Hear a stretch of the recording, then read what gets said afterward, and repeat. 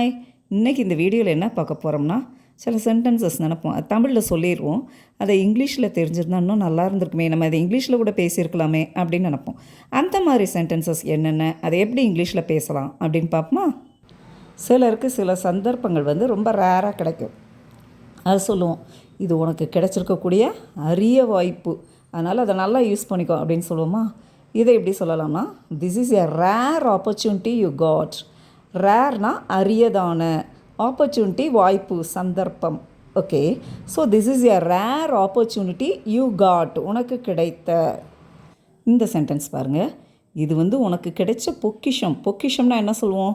Valuable things, ரொம்ப மதிப்புள்ளது இது. So this is a treasure you got. ட்ரெஷர்னா பொக்கிஷம், யூ காட்னா உனக்கு கிடைத்த. This is a treasure you got, இது உனக்கு கிடைத்த பொக்கிஷம். சிலருக்கு சில திறமைகள்லாம் இருக்கும். அப்போ சொல்லுவோம், இது உனக்கு கிடைச்ச வரம்பா அப்படின்னு சொல்லுவோமா? இதை எப்படி சொல்லலாம்னா, this is a blessing you got. பிளெஸ்ஸிங்னா வரம். Okay, this is a blessing you got. Exam ரிசல்ட்ஸ்லாம் வருது. அப்போ சொல்லுவோம், இது உனக்கு கிடைச்ச வெற்றிப்பா, நீ ஹார்ட் ஒர்க் பண்ணதுக்கு கிடைத்த வெற்றி. இதை எப்படி சொல்லலாம்? This is a success you got. சக்ஸஸ்னா வெற்றி. This is a success you got.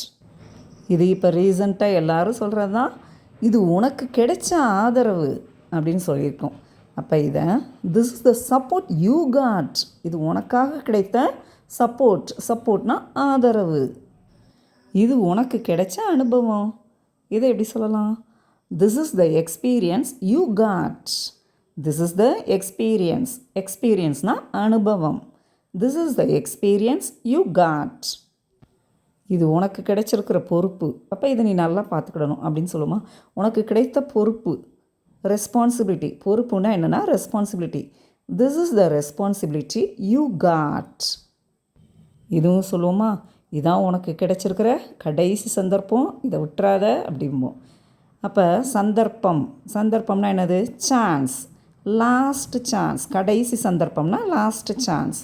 This is the last chance you got, இதுதான் உனக்கு கிடைச்சிருக்கிற கடைசி சந்தர்ப்பம். இதுதான் உனக்கு கிடைச்சிருக்கிற உண்மையான அன்பு. ஸோ உண்மையானனா ட்ரூ, அன்புனா லவ்.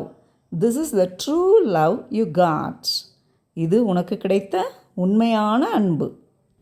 என்னங்க, இந்த வீடியோவில் பார்த்த சென்டென்சஸில் அட்லீஸ்ட் 1 or 2 சென்டென்சஸ் நம்ம டெய்லி லைஃப்பில் யூஸ் பண்ணுற மாதிரி தானே இருந்துச்சு. So practice it in your daily life and speak English confidently. Okay, bye.